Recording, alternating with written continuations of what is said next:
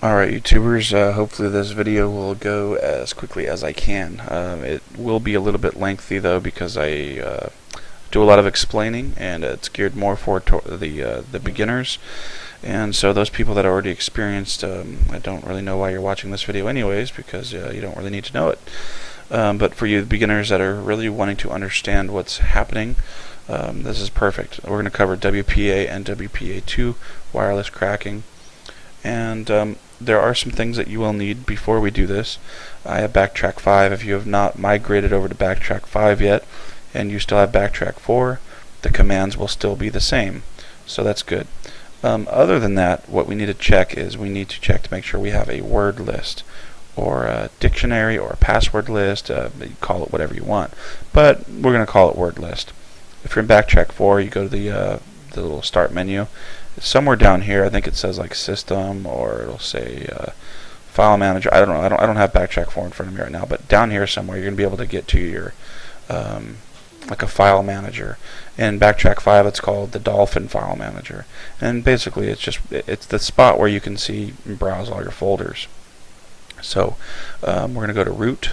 We're going to go to pent test. We're going to go to passwords, and then word lists.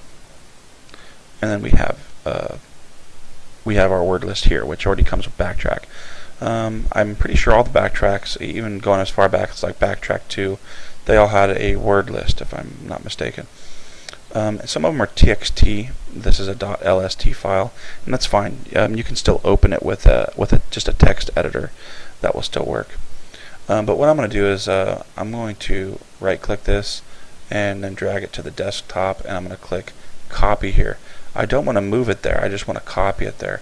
That way I keep the original file in its original location, and if I want to go ahead and now make changes to this file, I can just edit the one that's on my desktop. But whether you decide to do that or not, that's up to you. You just need to remember the location of where this is. So instead of going root, pent test, passwords, word lists, I can just go to root desktop, and that's where that is. So I'm going to go ahead and exit out of this. And if you don't have one of these, then you need to download one from the internet, and they have a whole bunch that you can download. You just Google it, and the cool thing is that basically, I'll go ahead and open it just real quick to show it to you. Go to my utilities and select. If you have Backtrack 4, you can open it with Kate. Backtrack 5, which I have, comes with Kwrite, so I'm going to open that. But you can use Kate if you want. And as you can see, it contains a bunch of pass phrases, codes, and not codes, but you know things that people might use as passwords. And that's why you would use like a dictionary or something. There's these lists that have a ton of names and all that sort of thing, all in here. So that's what you want. And basically, now that we have it copied to the desktop, I can add things in here.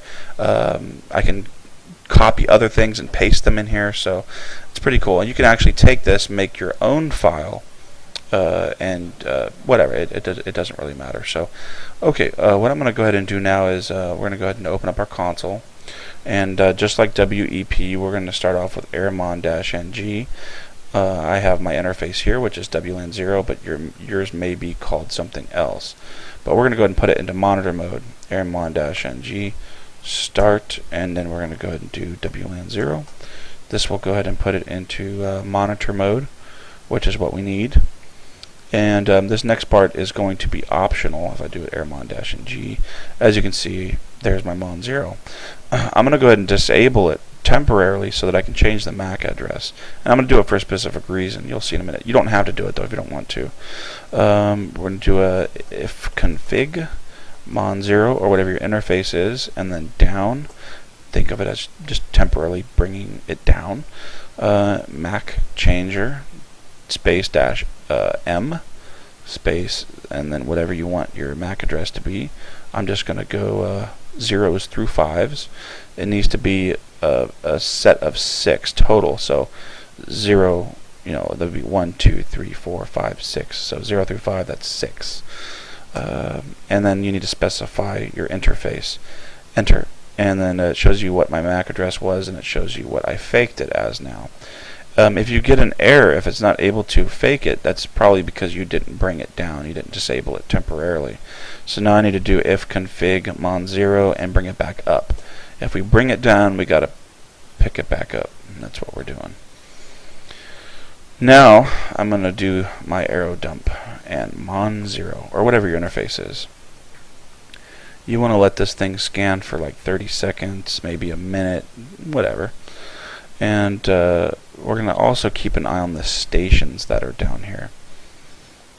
There are people that will watch WPA and WPA2 crack videos. And they try to do it, and they will get frustrated because they are not successful. And I'm going to kind of explain a little bit more so that you guys will be a little bit more successful in trying to do what you're doing. So I let it scan for 40 seconds. I'm going to go ahead and stop it. And the one that I'm going to try is the 2wire024. And it is a WPA2, and I'm doing WPA2 just to show you the same method that I'm using for the WPA will work with WPA2. So if that answers any questions out there. We're going to talk about the stations, but I'm going to specify all this information first for my arrow dump. Arrow dump -ng -c, it's on channel 1 -w. We're going to go ahead and write the file name that we want to store all the data that it collects, all that information, and we'll call it WPA crack 10 or whatever. I don't know. I have other files, so I don't want to get confused with which one it is, so I'll name it just WPA crack 10. And then I'm going to specify the BSS ID. Sometimes you will watch other videos and they will not specify the BSS ID, and that's fine, but there's a reason why I do. Basically, if we just specified the channel and the file name and we let it go, it will start collecting all the data. But as you can see, we have another router that's on channel 1. We have another one that's on channel 1, and that's information that I don't need it to be collecting. All I care about is the one that we want to connect to. Okay, so I think that makes pretty good sense.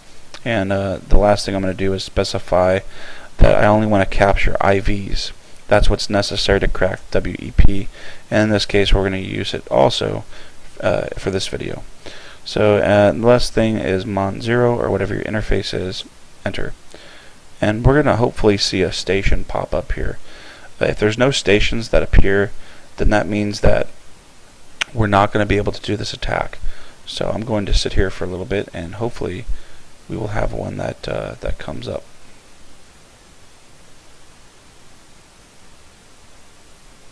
And then there we have it. It took a little time, so that's why I always say, wait 30 seconds to a minute. It didn't display right away. So now that we have this is perfect.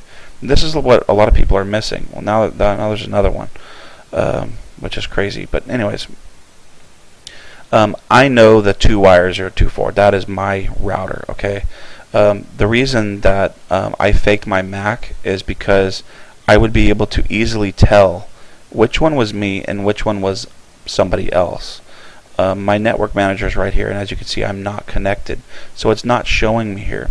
A lot of people make these YouTube videos or whatever, these tutorials, and they basically will try to de-authenticate themselves, and that's really easy to do. And I would like to be just a little bit more realistic than that.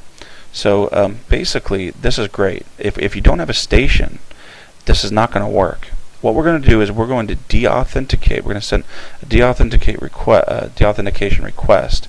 It's going to de-auth everything, and then it's going to basically make the station reconnect. So if you can imagine, if you're on the internet and all of a sudden you got disconnected for some reason, and your computer then reconnected, then that's basically what we want to happen, and hopefully we can capture that information. So I'm going to go ahead and open up another console, and we are going to go ahead and do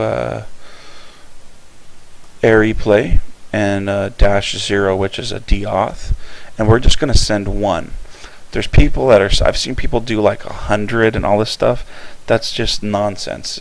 All it's doing is it's constantly going to deauthenticate and not give the computer a chance to re-authenticate. So anyways, here we go. We're just going to send one, and we're going to do a -E, specify the ESSID, which is 2-wire 024. And what we're going to look for is I keep the arrow dump window open so that up here we can see what's going to hopefully be a WPA handshake, and that is what I just explained. When something, basically the station gets deauthenticated, or it gets kicked off basically, and then it's forced to re-authenticate or authenticate.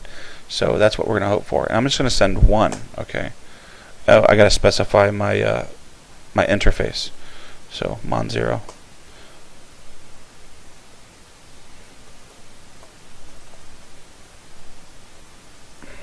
There we go. And we're going to wait. All right, give it like 10 seconds. Just be patient. And right there it is. See, we only had to send one. We didn't have to send any more than that. WPA handshake. And then it tells us the BSSID that we want. So that's perfect. That's everything that we need. We only need to do one more thing now, and that's pretty much it. So it's pretty simple. Okay. We're going to go ahead and run our air crack. Actually, before we do that, I'm going to run dir. And as you can see, here's my WPA crack 10.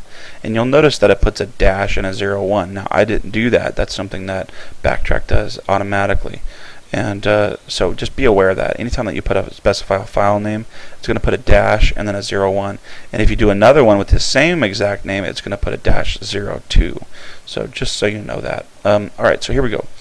I'm going to go ahead and do air crack. WPAs, we're concerned with the data.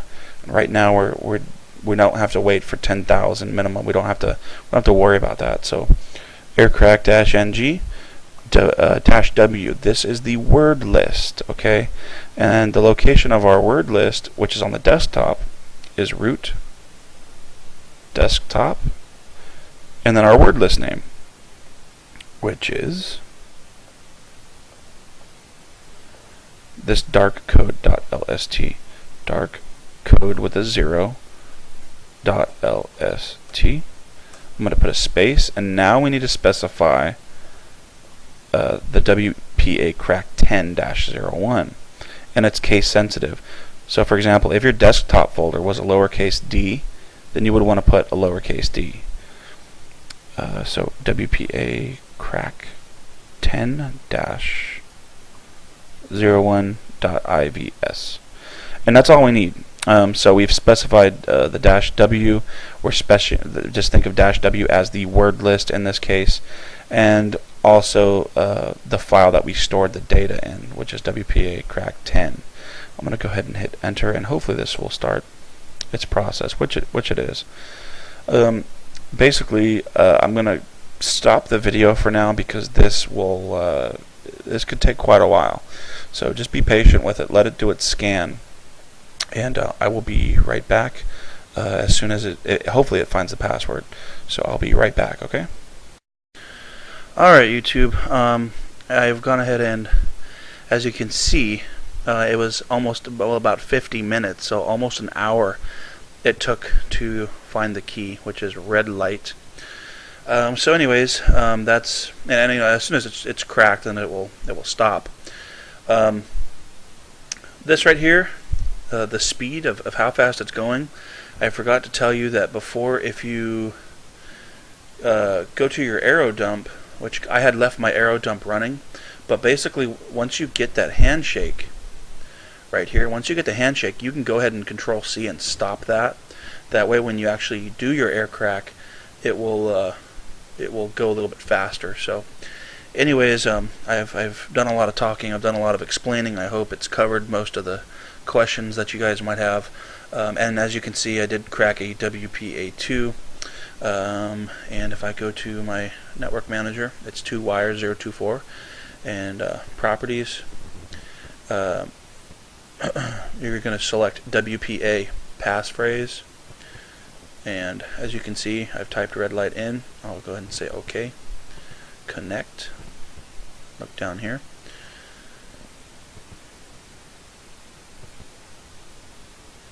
And connected at 100%. Go ahead and try to open up my browser. And it loads right into Google. So anyways, thanks guys for watching this movie, and just send me a question if send me a message if you have a question or something. So thanks a lot guys, and we'll see you later.